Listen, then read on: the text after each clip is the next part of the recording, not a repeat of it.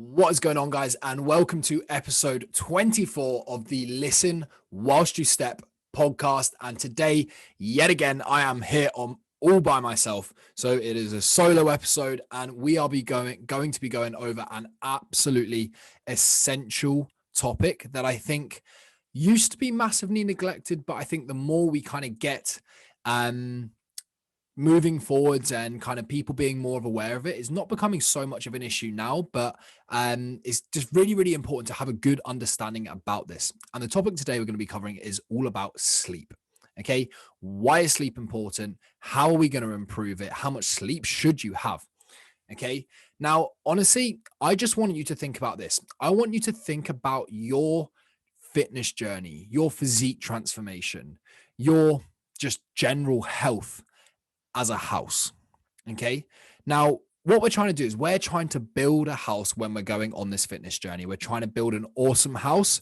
We're trying to build a strong house. We're trying to build a sustainable house. Okay. That sounds like a pretty good plan to me. All right. So, reason we use a house is because we have three pillars to a successful transformation, to a successful fitness journey. Okay. And those are training and nutrition. And then in the middle, we have mindset, because our mindset controls those two. Okay. Now, those are your three pillars to success. If we train, we get good results. If we nail our nutrition, we get good results. If our mindset is good, we get good results. Okay. Now, a house is no good without a roof. Now, your roof is your lifestyle, because if you cannot fit your training, your nutrition, and your mindset into your lifestyle, you're never going to be able to stick to things. You're never going to get those long-term sustainable results that you after, because guess what? Anybody can get results, but very, very few people can actually maintain them. Okay. So your roof is your lifestyle. Now, what does everybody forget? Everybody forgets that you cannot build a strong, good, sustainable house without a foundation.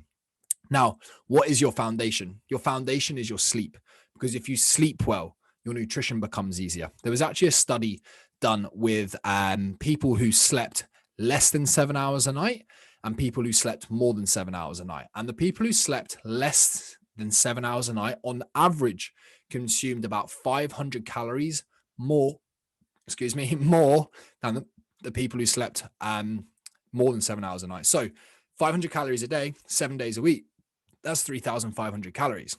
3,500 calories is said to be equal to a pound of body fat. So just simply by sleeping that little bit more, they could have saved themselves they could have seen a pound of extra fat loss, or they could have eaten 3,500 calories more and been able to maintain their weight. Okay. But not only that, if you're not, if you've slept well, then you're more likely to stay on top of your nutrition. You're more likely to be on top of your training. You're going to move more because you're not going to be sluggish. Your programs and training sessions will be more productive. You're going to get more out of them. Also, your mindset is better. No one ever had a really good night's sleep and woke up going, oh my God, I can't be asked. No, you do that when you don't get a good night's sleep, when you don't sleep enough. So sleep is literally your foundation to absolutely everything. Okay. Now, genuinely, you should be aiming for between 7 and 9 hours of good quality sleep each night. If you're not, then start doing it and watch your life just transform. Your physique will change. Your performance will go through the freaking roof. Okay. Your personal life, you'll be more alert. You'll have more energy. I don't know if you guys have ever just been around someone who's just got a really good energy, that always positive. Okay. And sleeping can help that. Okay. Also, your professional life is going to go up massively because your productivity is going to be through the roof. You're going to have that energy, motivation, mindset, clarity to go into work and just absolutely crush it, get those promotions, make more money, be more successful. Okay. And sleep is one of the biggest foundations of this. Okay. So how can you improve your sleep? All right. I'm going to give you a few of my top tips. Okay. Number one is we need to try and make sure that we are going to bed and waking up at pretty much the same time most days. Okay. Reason being is that our body works on something called our circadian rhythm. Now, your circadian rhythm is your body's internal clock. This is why before clocks exist, it kind of works to do with sunlight. So when it gets dark, we go to sleep. When it gets light, we wake up. It's your body's internal clock. And if we're always going to bed at different times, or always waking up at different times, you're just messing with that clock. The clock doesn't know what to do. So if you're staying up till you're going to bed at 10, then you're going to bed at 1 a.m., then you go to bed at 11, then you go to bed at 3 a.m., then you go to bed at 9, your body's just like, what are you doing to me? I don't know when to switch off and when to wake up. So having that regular sleep and wake time so that your body can get into a routine.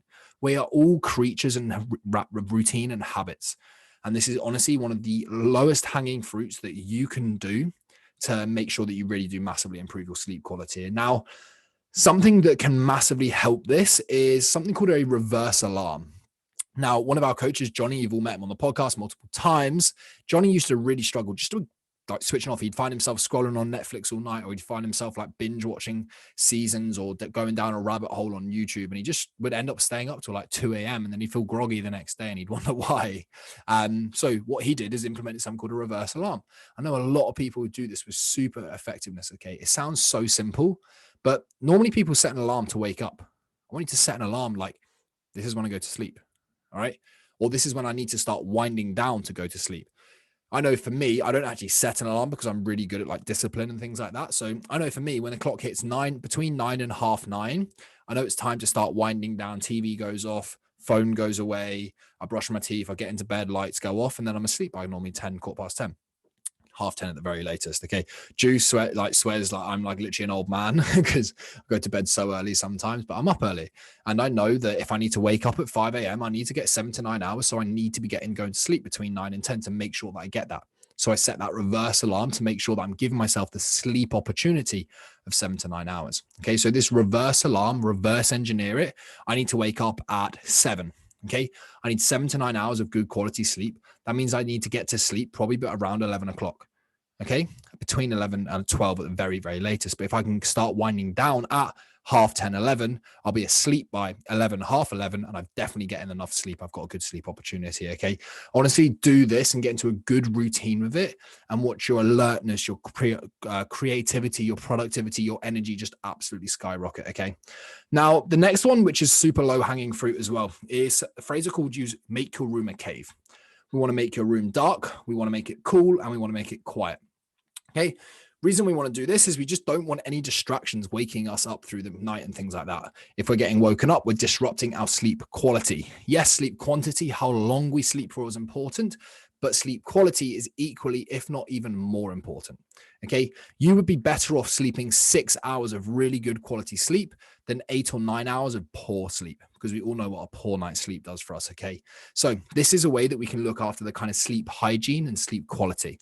Okay. Make sure your room is dark and there's no flashing lights or LEDs or something's going to wake you up and ruin that sleep quality. Make sure it is quiet so there's no sounds that are going to be waking up and disrupting that sleep quality. Make sure it's cool, okay?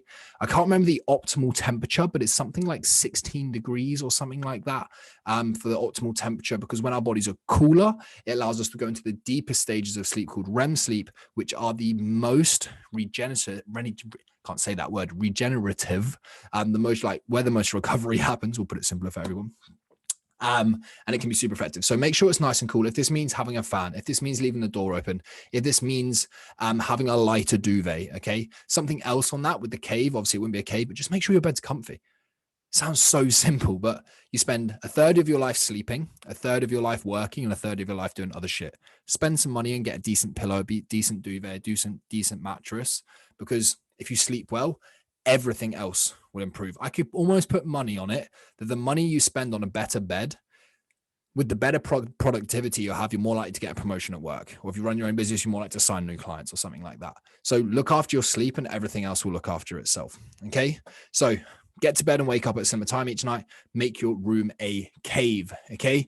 Next up, now we're going to have a little bit of a chat about caffeine. We all know that I like a cheeky monster every now and then.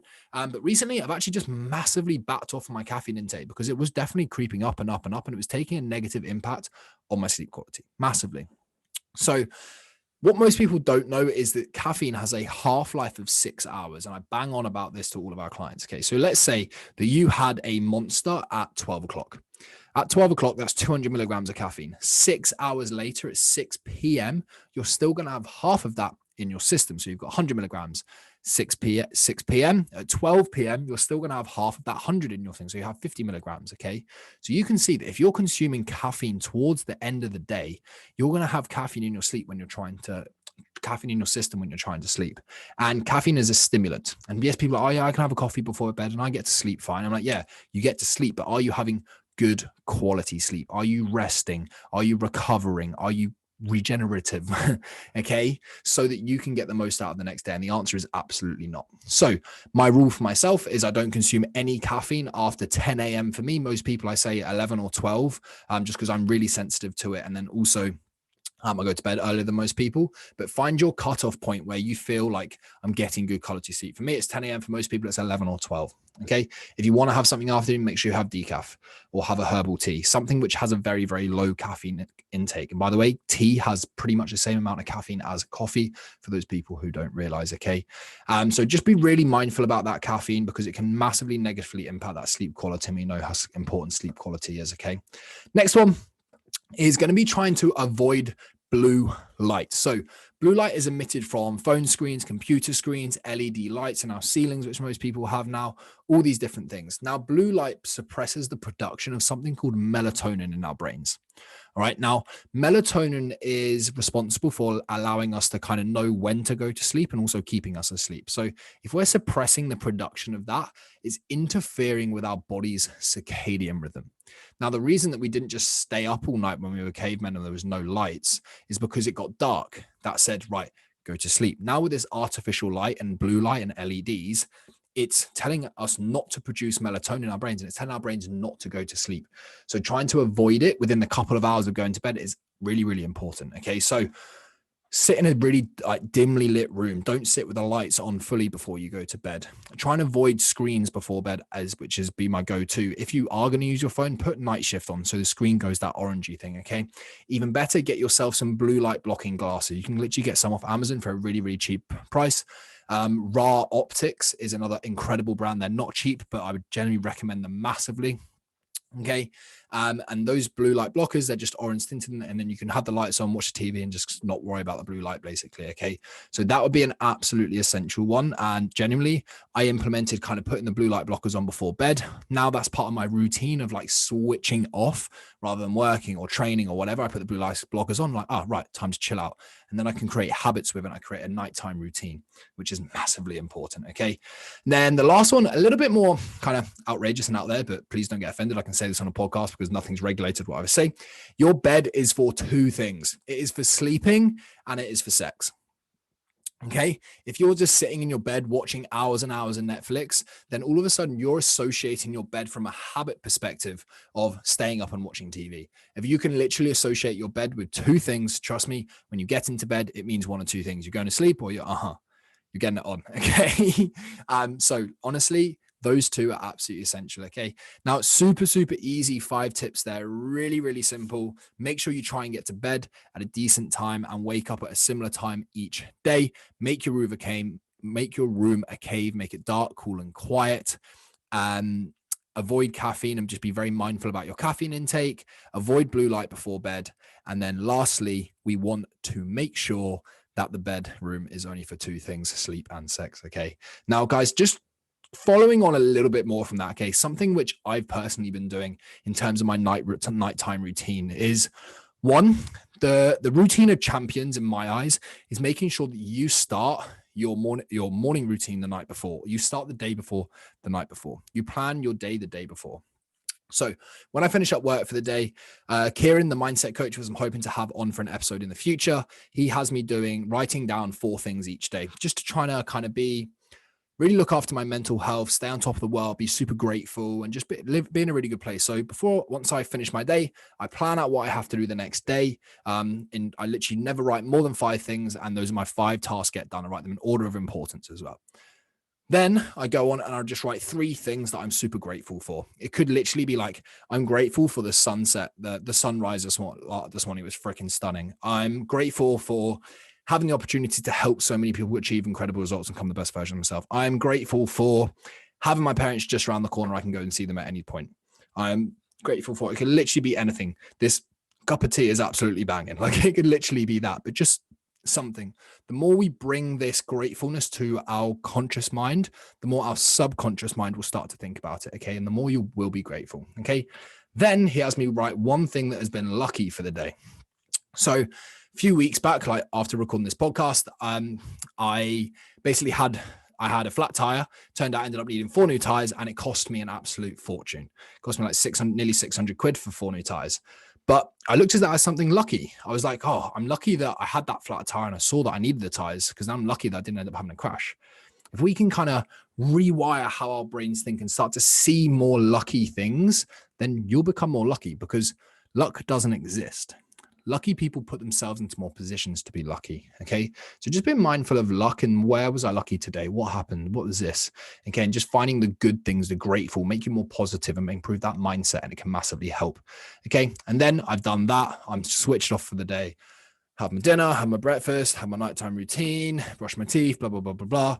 You've got to find what works for you. But trust me, if you can have a nighttime routine, and my biggest advice is starting the routine for the next day, the night before.